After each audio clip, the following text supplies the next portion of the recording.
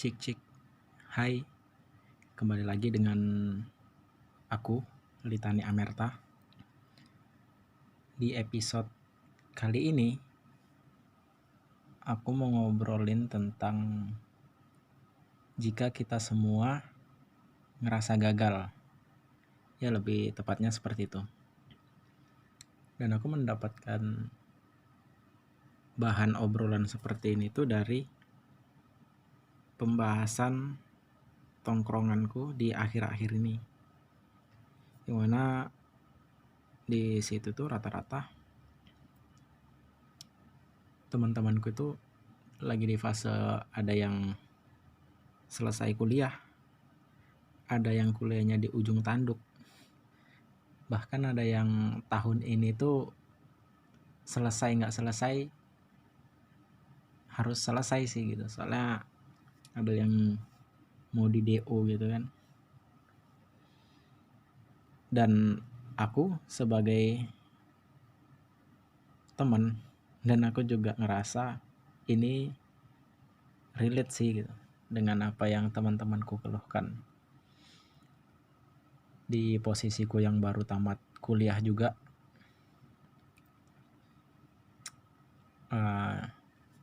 gimana ya, kadang ya nggak tahu gitu kan sibuk atau enggaknya seseorang jika kita mintain tolong hanya sekedar ntar kalau ada lowongan kabarin ya gitu. Bahkan di keluhan-keluhan mereka tuh, di teman-temanku itu, dia bilang untuk ngebales pun itu jarang gitu, bahkan nggak ada gitu, nggak pernah dibales lagi chatnya gitu. Ya mungkin positifnya ya barangkali dia sibuk atau segala macam gitu. Masalahnya dibalas nggak dibalas juga itu haknya sih gitu. Dan aku ngerasakan itu juga ketika aku minta tolong buat sesuatu gitu kan. Barangnya kayak, weh bantu-bantu lah gitu, ataupun ya ntar kalau ada info kabarin gitu. Ya ngerasa sama juga gitu, seperti apa yang dialamin temanku. Kayak kok sesusah ini ya gitu. Dulu kita tuh bareng-bareng gitu, dulu kita itu sama susah senang gitu, tapi pas sudah di fase kayak gini, pas sudah di ada orang yang dikasih rezeki duluan gitu, ketika kita bertanya ya nggak digubris gitu. Udah coba untuk menenangkan diri kayak ya oke, mungkin dia sibuk gitu kan, tapi nggak bisa juga gitu. Tetap netting lah gitu. Negative thinking itu lebih besar daripada positive thinking gitu. Ya kalau di aku pribadi, hari-hari itu kayak ngerasa apa ya, bosan gitu. Bosan bangun tidur, nggak ada kerjaan, nggak ada kegiatan gitu. Makanya aku kepikiran untuk buat channel YouTube yang berisi tentang konten literasi, konten narasi, atau membacakan buku gitu. Atau ya seperti ini, ngobrol-ngobrol nggak jelas, ngobrol-ngobrol keluh kesah. Sebenarnya aku berat sih mau ngebawain episode ini gitu. Kesannya kayak kita curhat, ya tapi nggak apa-apa lah.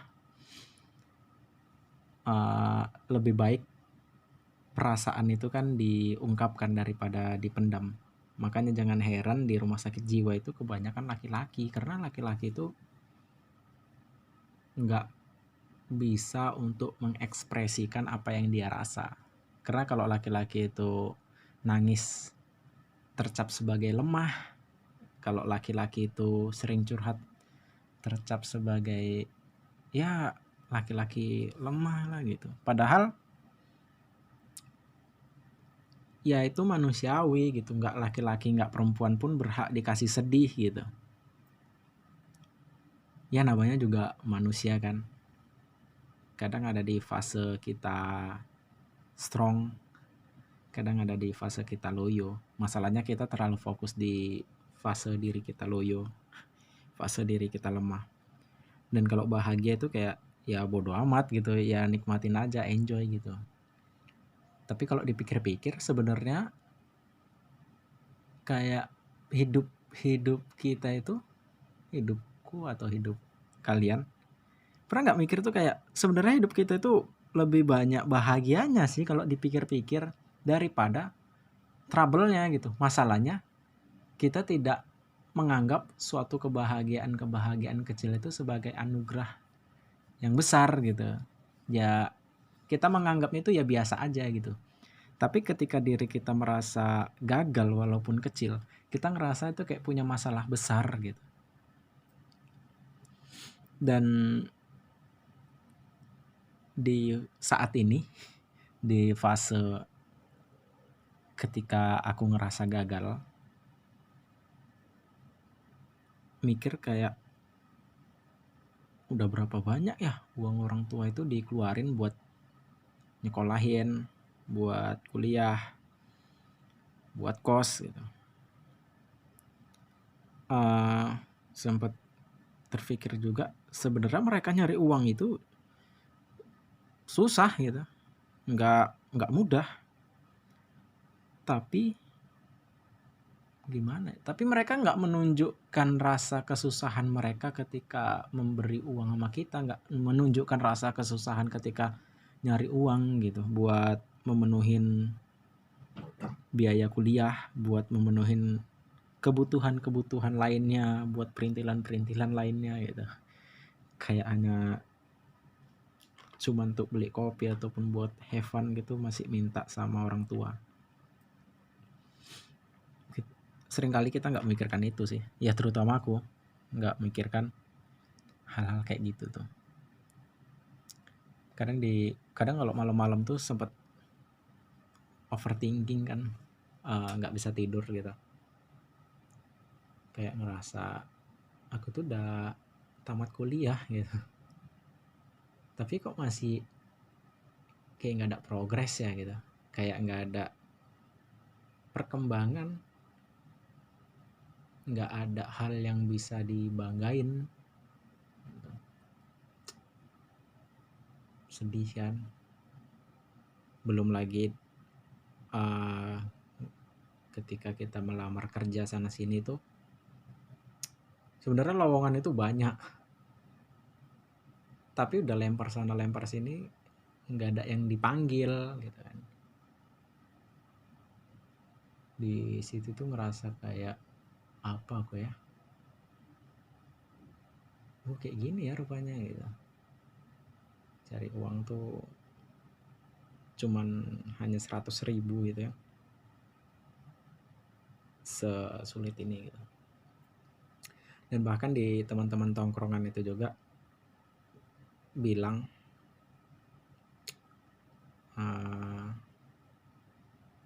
orang itu mengusulkan aku buat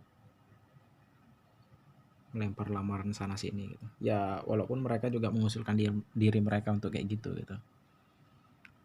Jadi di tongkrongan tuh, di lain tongkrongan ya, maksudnya bukan di tongkrongan aku kuliah, di lain tongkrongan, di tempat abang-abang yang udah kerja sama di tempat abang-abangan yang udah nikah gitu. Ya mungkin di abang-abangan itu mereka nggak kuliah gitu, maksudnya begitu tamat sekolah langsung kerja. Yang bersyukurnya tuh orang itu nggak menjudge aku sebagai anak kuliahan yang apa ya, merendahkan lah mas, merendahkan kayak wah sekolah tinggi-tinggi nggak ada guna itu buat apa gitu. Nah nggak gitu, mereka itu kayak gimana ya, lebih ke menguatkan sih, kayak aku dulu gitu juga susah nyari kerja kata orang gitu kan. Lagian tamatan juga SMA kata orang itu kan, kerja pun kerja apa kalau nggak kerja kasar, nggak dapat kerja, kata mereka gitu. Tapi mereka selalu bilang sebenarnya tuh syukurin aja apa yang kita punya, buat aja apa yang kita bisa gitu. Intinya kita itu jangan nganggur gitu. Nah, si abang-abang ini bilang gitu juga. Jadi cerita dia itu begitu tamat sekolah dulu katanya, dia nggak ada panggilan kerja lah, udah daftar di PT-PT sana sini gitu, nggak ada. Terakhir dia mempunyai mindset untuk lakukan apa yang bisa dia lakukan. Ya mungkin dia bertani walaupun gak ada basic bertani, tetapi di samping rumahnya mempunyai beberapa lahan yang dulu sempat ditanamin cabai atau sayuran-sayuran gitu kan.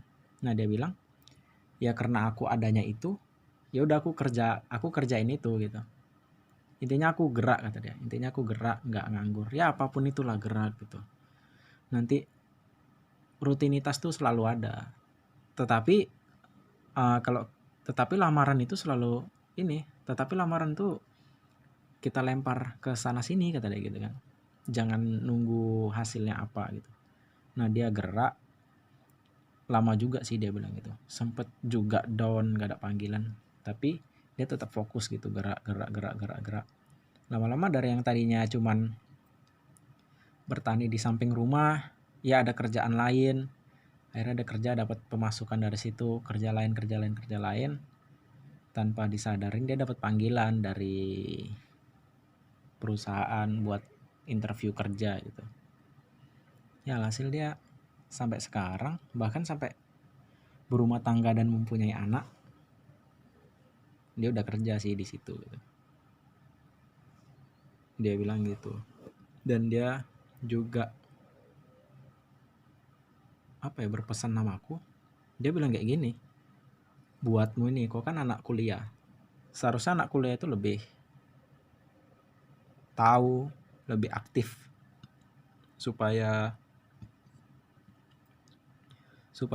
dirinya itu nggak nganggur gitu. Coba aja buat sesuatu gitu, jangan pikirkan uangnya dulu, pikirkan apa yang kita bisa itu selalu dikembangkan gitu. Bisa jadi dengan kita mengembangkan sesuatu, kita bisa berhasil di sesuatu itu, atau kita mendapatkan rezeki baru, kata dia gitu. Entah ada orang yang lihat kita, atau mindset kita teralihkan ke situ, jadi kita nggak nunggu-nunggu. Nah, kata dia kayak gitu tuh. Makanya aku buat channel ini.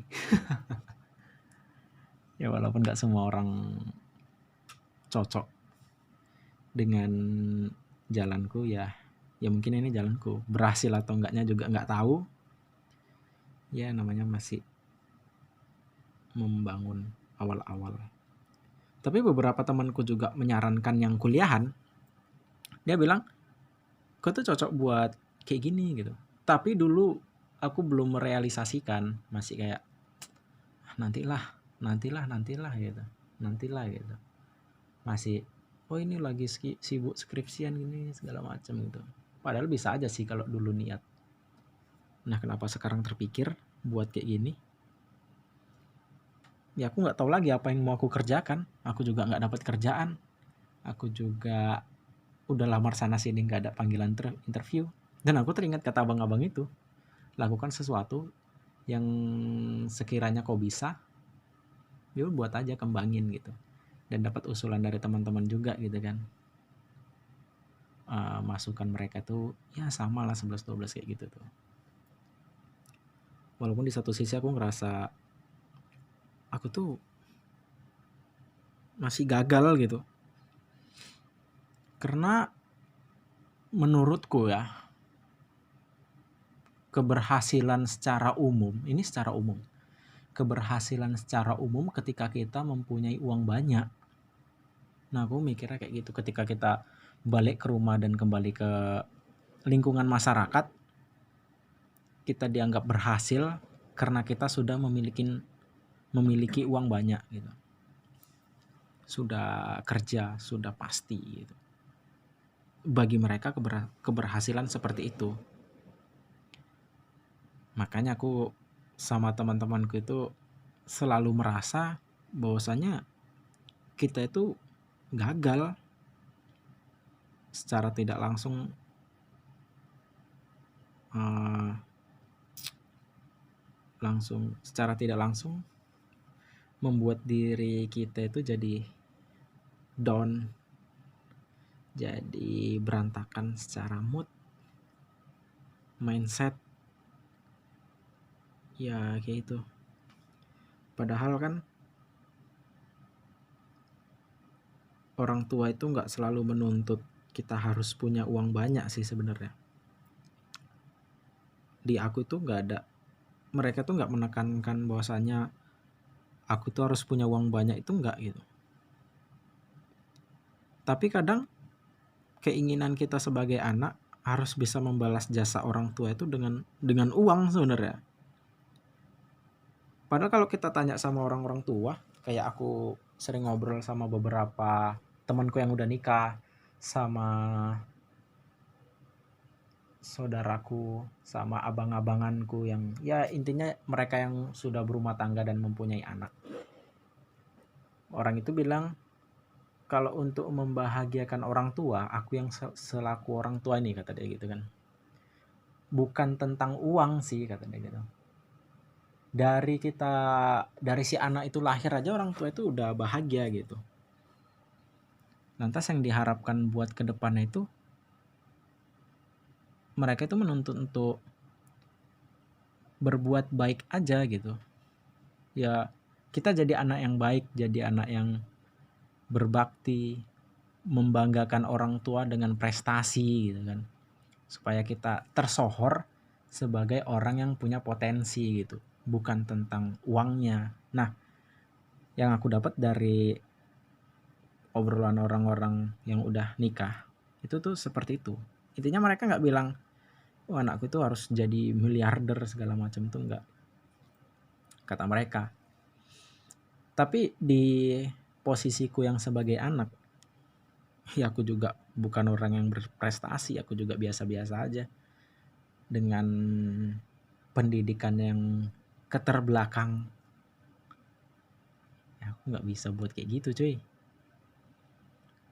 Terus aku pikir mungkin harus punya uang. Setidaknya gini lah, orang tua kan nggak menuntut kita untuk punya uang banyak gitu. Dan kita ngerasa gagal ketika kita nggak punya uang. Tapi setidaknya kita itu bisa untuk membiayain diri kita sendiri, nggak perlu biaya dari orang tua lagi sih. Nah itu yang aku pikir, aku tuh masih gagal gitu untuk diri sendiri itu, belum juga gitu. Aku belum bisa menghidupi diriku sendiri gitu. Masih selalu minta sama orang tua gitu. Bahkan untuk beli kopi masih minta. Malu gitu. Nah itu ya. Awal-awal aku pikir sebelum obrolan dari tongkrongan ini dibahas, aku kira aku aja gitu yang ngalamin kayak gitu. Aku aja yang ngalamin, kita tuh kok gini-gini aja ya, nggak ada progres segala macam itu. Nah aku kira aku aja. Rupanya setelah beberapa hari yang lalu, ya mereka rupanya punya keluhan yang sama gitu, kayak ya aku juga kayak gitu. Nah yang di sini juga kayak gitu gitu.